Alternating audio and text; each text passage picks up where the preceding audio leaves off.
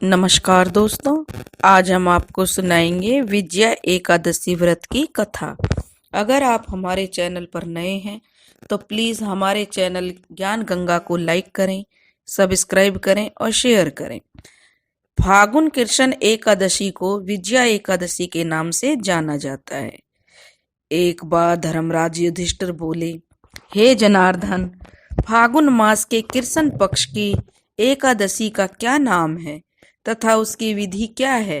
कृपया करके आप मुझे बताइए। तब श्री कृष्ण बोले, हे राजन, फागुन मास के कृष्ण पक्ष की एकादशी का नाम विजया एकादशी है। इसके व्रत के प्रभाव से मनुष्य को विजय प्राप्त होती है। यह सब व्रतों से उत्तम व्रत है। विजया एकादशी के महात्म्य के श्रवण व पठन से समस्त पापों का नाश हो जाता है। एक समय देव ऋषि नारद जी ने जगत पिता ब्रह्मा जी से कहा, महाराज, आप मुझे फागुन मास के कृष्ण पक्ष की एकादशी का विधान कहिए। ब्रह्मा जी कहने लगे कि हे नारद, विजया एकादशी का व्रत पुराने तथा नए पापों का नाश करने वाला है। इस विजया एकादशी की विधि मैंने आज तक किसी से भी नहीं की। यह समस्त मनुष्यों को विजय प्रदान करती है। त्रेता युग में मर्यादा पुरुषोत्तम श्री रामचंद्र जी को जब 14 वर्ष का वनवास हो गया, तब वे श्री लक्ष्मण तथा माता सीता जी सहित पंचवटी में निवास करने लगे। वहां पर दुष्ट रावण ने जब सीता जी का हरण किया, तब इस समाचार से श्री रामचंद्र जी तथा लक्ष्मण जी अत्यंत व्याकुल हो गए और सीता जी की खोज में चल दिए।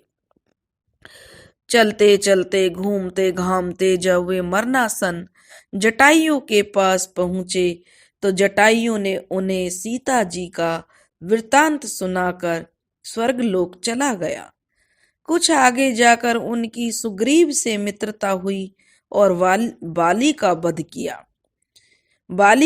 किया। हनुमान जी ने लंका में जाकर सीता जी का पता लगाया और उन्हें श्री रामचंद्र जी और सुग्रीव की मित्रता का वर्णन किया।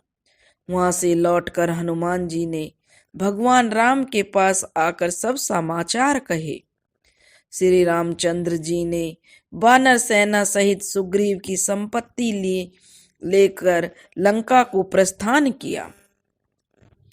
जब श्री रामचंद्र जी समुद्र के किनारे पहुंचे, तब उन्होंने मगरमच्छ आदि से युक्त उस अगाध समुद्र को देखकर लक्ष्मण जी से कहा कि इस समुद्र को हम किस प्रकार से पार करेंगे। श्री लक्ष्मण जी ने कहा, हे प्राण पुरुषोत्तम, आप आदि पुरुष हैं, सब कुछ जानते हैं। यहाँ से आधा योजन पर कुमारी द्वीप में बकदालभ्य नाम के मुनि रहते हैं। बकदालभ्य मुनि उन्होंने के पास हम चलते हैं। उन्होंने अनेक ब्रह्मा देखे हैं। आप उनके पास जाकर इसका उपाय पूछिए। लक्ष्मण जी के इस प्रकार के वचन सुनकर श्री लक्ष्मण जी बकदालभ्य ऋषि के पास गए और उनको प्रणाम करके बैठ गए। मुनि ने भी उनको मनुष्य रूप धारण किए हुए पुराण पुरुषोत्तम समझकर उनसे पूछा कि हे राम, आपका आना कैसे हुआ? रामचंद्र जी कहने लगे, हे मुनि, मैं अपनी सेना सहित यहाँ आया हूँ और राक्षसों को जीतने के लिए लंका जा रहा हूँ। आप कृपया करके समुद्र पार करने का कोई उपाय बतलाइए। मैं इसी कारण आपके पास आया हूँ। बकदालभ्य ऋषि बोले, हे राम, फागुन मास के कृष्ण पक्ष की एकादशी का उत्तम व्रत करने से निश्चय ही आपकी विजय होगी। साथ ही आप समुद्र को भी अवश्य पार कर लेंगे। इस व्रत की विधि यह है कि दशमी के दिन स्वर्ण, चांदी, तांबा या मिट्टी का घड़ा बनाए। उस घड़े को जल से भरकर तथा 5 पल्लव रख वेदिका पर स्थापित करें। उस घड़े के नीचे सतनाजा और ऊपर जौ रखें उस पर श्री नारायण भगवान की स्वर्ण की मूर्ति स्थापित करें। एकादशी के दिन स्नान आदि से निवृत्त होकर धूप दीप नैवेद्य नारियल आदि से भगवान की पूजा करें। तत्पश्चात घड़े के सामने बैठकर दिन व्यतीत करें और रात्रि को उसी प्रकार बैठे रहकर जागरण करें।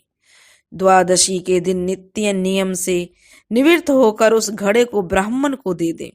हे राम, यदि तुम भी इस व्रत को सेनापतियों सहित करोगे तो तुम्हारी विजय अवश्य होगी।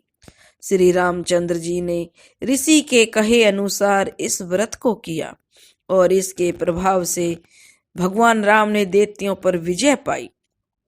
अतः हे राजन, जो कोई मनुष्य विधि पूर्वक इस व्रत को करेगा वह दोनों लोकों में उसकी अवश्य विजय होगी।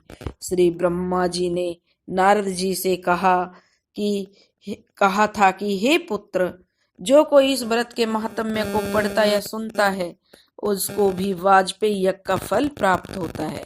बोलो श्री हरि नारायण नारायण। बोलो विष्णु भगवान की जय।